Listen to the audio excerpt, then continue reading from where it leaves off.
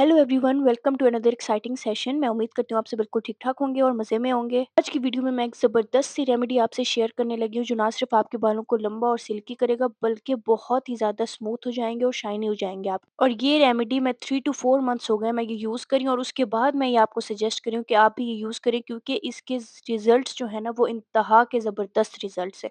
तो आइए जी video start करते हैं और ये चीज़ आपने लाज़मी अप्लाई करनी है और फिर मुझे बताना है क्या आपको भी इसके रिज़ल्ट्स मिले हैं या सबसे पहले आपने करना क्या है कि अगर आपके नॉर्मल लेंथ के बाल हैं तो आपने 1 चम्मच दही, नहीं तो अगर ज़्यादा लंबे बाल हैं तो आपने 2 चम्मच दही ले लेनी है और फिर मायोनीज़ भी उसी के अकॉर्डिंग ही ऐड करनी है। मतलब अगर आप 2 चम्मच दही ऐड करें तो 2 चम्मच मायोनीज़ ऐड करें, अगर 1 चम्मच दही ऐड करें तो उसमें 1 चम्मच ही मायोनीज़ ऐड करें आप। मायोनीज़ और दही का जो मिक्सचर होता है ना, ये बालों के लिए बहुत ज़बरदस्त होता है और बहुत ही ज़्यादा बालों को जो है ना वो स्मूथ बनाता है। और ये मायोनीज़ और दही आपने बहुत ही अच्छे तरीके से इनको मिक्स कर लेना है। ये देखें कुछ इस तरीके का इनका टेक्सचर बन जाना चाहिए। मैं आपको ये हरगिज़ नहीं कह रही कि आप ये एक दफ़ा इस्तेमाल करेंगे और आपको रिज़ल्ट्स दिखने लगेंगे, ऐसा बिल्कुल भी नहीं है। आपने ये 3 टू 4 मंथ्स अप्लाई करने हैं, उसके बाद ही आपको रिज़ल्ट्स दिखने लगेंगे। ये चीज़ मैंने भी अप्लाई की 3 टू 4 मंथ्स और इसीलिए मैं आपको कह रही हूँ कि कम से कम 3 टू 4 मंथ्स लगेंगे इसको, इसके रिज़ल्ट्स जो है ना आपको दिखने में।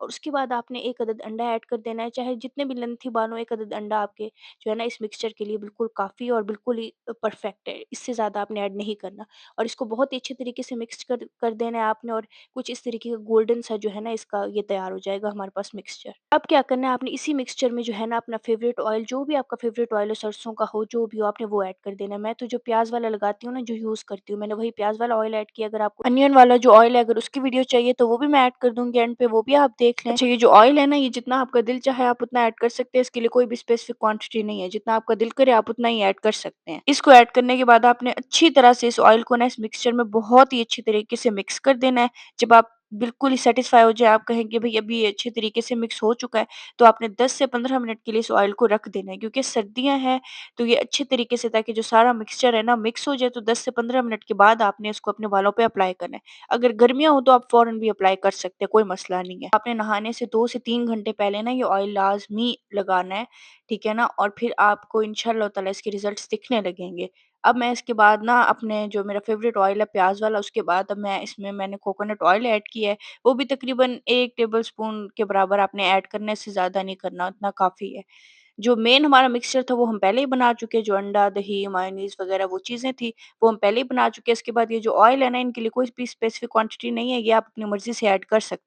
ये एक तरीके से ना आपके लिए बालों की जो है ना छोटी-सी जो प्रोटीन ट्रीटमेंट होती है ना, आप वो भी कह सकते हैं, ये वो होती है।